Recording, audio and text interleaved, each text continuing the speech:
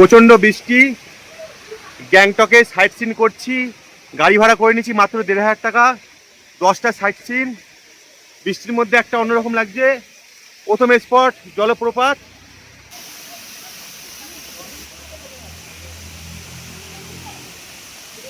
প্রথমেই দর্শন করে নেবেন বকথ্যাং ওয়াটারফলস। গ্যাংটকে একাধিক সাইট সিন থাকলেও এই 10টি সাইট সিন কিন্তু আপনারা অবশ্যই ভিজিট করবেন। এই যে রাস্তার উপর দিক, এখান থেকে পাহাড়ের নিচের দিকে যেতে হবে কিছুটা, এটা মূল গেট। আমরা চলে যাব বুদ্ধ টেম্পল দেখতে। এখানে একাধিক বুদ্ধ টেম্পল পেয়ে যাবেন, তার মধ্যে যে কোনো একটি চয়েস করে নেবেন। মোটামুটি সবগুলো একই রকম।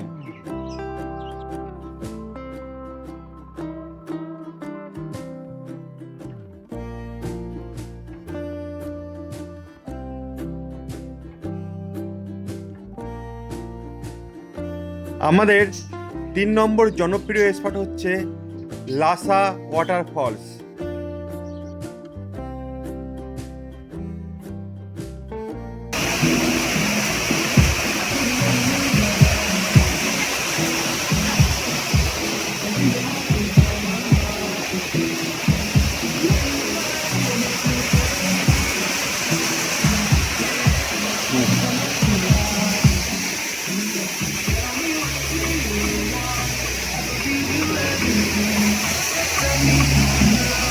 এখানে সুন্দর একটি ক্যাফে আছে, আর জিপ লাইন করতে পারবেন আপনারা। এখানে কাউন্টার, 150 টাকা করে জিপ লাইন। ঝুলে ঝুলে এক জায়গা থেকে আরেক জায়গায় যাবেন, ওই উপরে।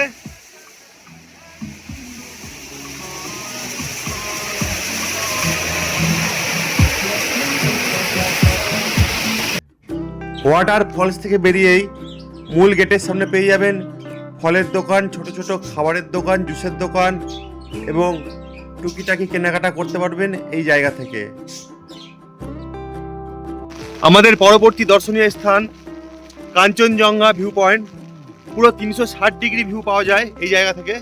এই জায়গায় কিন্তু অবশ্যই আপনারা আসবেন। এখানে ওয়েট করতে পারবেন, পাশে খাবারের দোকান আছে, খেতে পারবেন।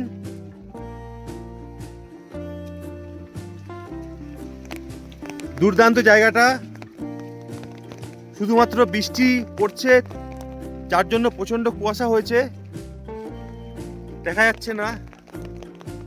বুঝতেই পারছেন পুরো 360 ডিগ্রি।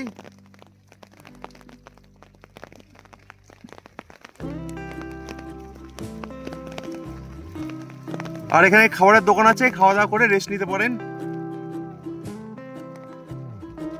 চলে আসলাম গণেশ মন্দিরে। ওই উপরে গণেশ মন্দির যাব, গণেশ মন্দির ভিউ পয়েন্ট দেখবো। আর এখানে আছে ভূত বাংলা দেখাবো। আর এটা হচ্ছে পাইন গাছের ভিউ পয়েন্ট। চলুন একবার পাইন গাছগুলো দেখে নিই। কোথায় যাবে এখন? ভূত বাংলা।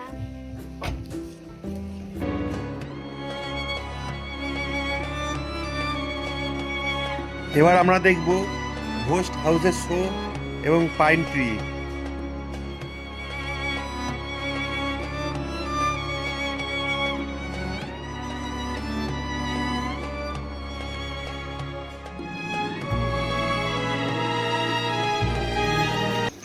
এই নিচে সিঁড়ি দিয়ে আস্তে আস্তে নামতে হবে, বৃষ্টি পড়ছে।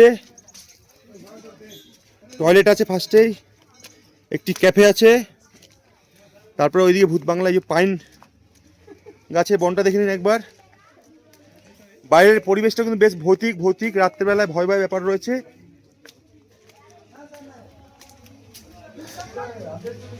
Spooky house.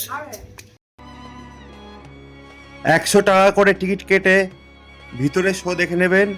ভিতরে কিন্তু মোবাইল নিষিদ্ধ।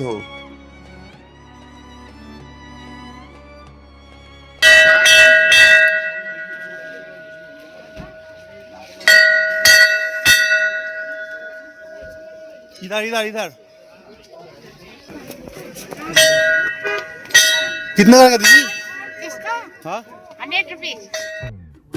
এবার আমরা প্রবেশ করলাম গণেশ মন্দিরে। আর মন্দিরে ঢুকতে গেলে সামনে কিন্তু পেয়ে যাবেন চায়না ড্রেস, যেগুলো 100 টাকা করে আপনারা পরতে পারবেন। ভিডিও করতে পারবেন, ছবি তুলতে পারবেন। আমার ফ্যামিলি চায়না ড্রেস পরতে গেছে, আর আমি ঠিক পাশেই মার্কেটটা ঘুরলাম। অনেক কিছু পাওয়া যায়, কিন্তু প্রায় কলকাতা থেকে 3 থেকে 4 গুণ বেশি দাম।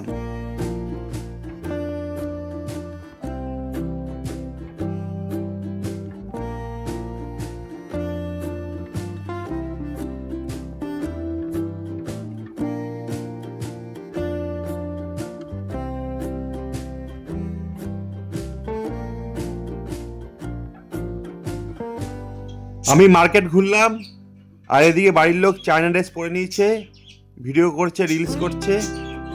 এখানে আসলে গণেশ মন্দিরে ওঠার আগে এরকম চায়না ড্রেস পরে ভিডিও করবেন, কিছু স্মৃতি কিন্তু থেকে যাবে।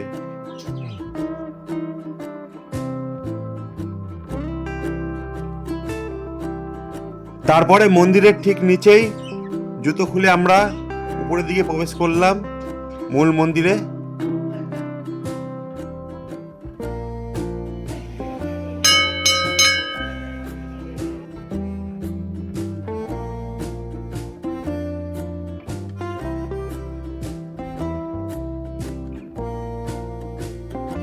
গণেশ মন্দিরের টপ থেকে ভিউটা কিন্তু খুব ভালো লাগবে। একেবারে টপে চলে যাবেন, আর মন্দিরের নিচে ঠিক পেয়ে যাবেন কাটা ফল, বিভিন্ন খাবারও পেয়ে যাবেন, চাউমিন, ম্যাগি, পকোড়া, কিন্তু এখানে সব ভেজ। সুতরাং এই জায়গায় আপনারা টিফিন করতে পারবেন, ফুচকাও পেয়ে যাবেন।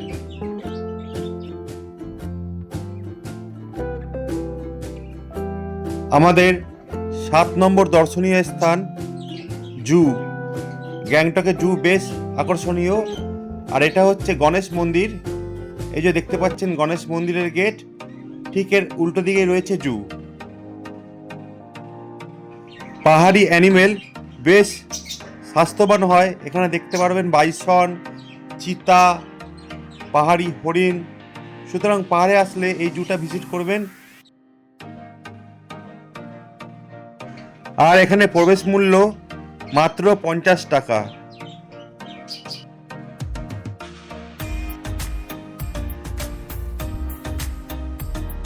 আপনাদের সঙ্গে যদি ছোট বাচ্চা থাকে তাহলে কিন্তু মাস্ট ভিজিট গ্যাংটক জু।